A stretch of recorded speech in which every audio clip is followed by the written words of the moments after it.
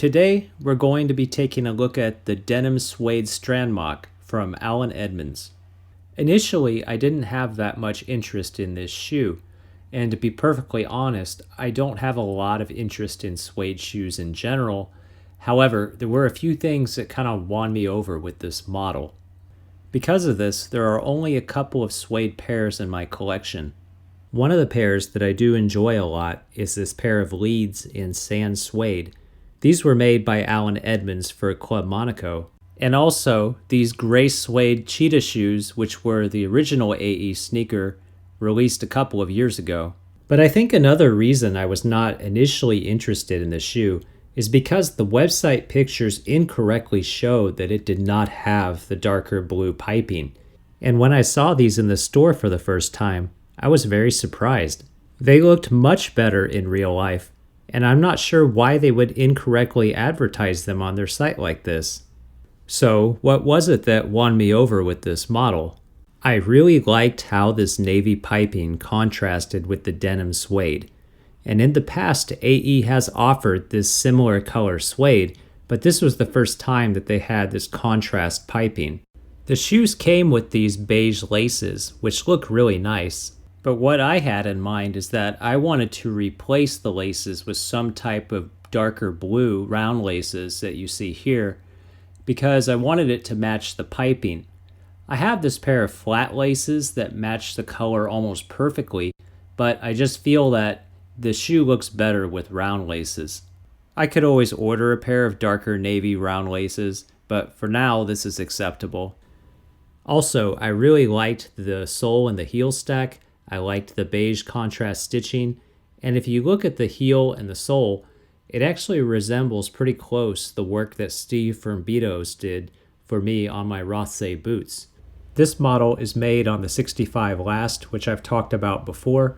I find that these do fit true to size, which is good, because I have ordered other suede shoes in the past that did feel a little bit too tight, but that's not the case with these. These have what AE calls quarter lining, which means they're only lined at the back part of the shoe where the heel is. And the lining is not the usual smooth lining that you would normally get. In fact, it's just the same suede upper that's being used to line them. A lot of people will associate an unlined shoe as fitting roomier, and sometimes that's the case. The thing to remember is that even though it's unlined, it should still fit in the same ballpark as the Park Avenue or Strand, and this is something I've had to learn over many years.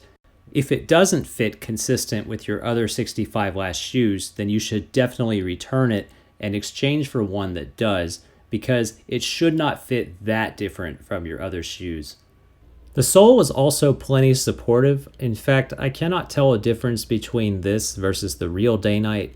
This is some type of gum sole that they're using here, although I'm not sure which one it is. But there are others, of course, who disagree and find these less supportive than real Daynite, so you'll just have to try it for yourself. Now, these are obviously a casual shoe, but you can wear them with a lot of different options, from jeans to shorts to khakis. They really work well in the spring and summer months. AE was having an aggressive 30% off sale several weeks ago, so I took advantage, and I believe these came out to roughly $200 with tax. Is there anything bad I could say about this model? The only thing I can think of is the price, the original price. $365 does seem pretty high for this kind of shoe, but if you could get them on sale like I did, I think they're an excellent value. I guess one other thing that I can share is that I wasn't even thinking about which socks I would use to pair with these, and I came to realize most of my socks do not match these very well. So it's just something to keep in mind. Maybe it's not an issue for you, but for me it was. Well, to conclude, I would suggest that if you're in the market for these, to act sooner, because there's only a small limited amount of inventory left. They could always return again, but why take that chance, right? Thank you for watching. I hope to see you again soon. And in my next review, I'm going to be looking at the Badlands shoe from Allen Edmonds.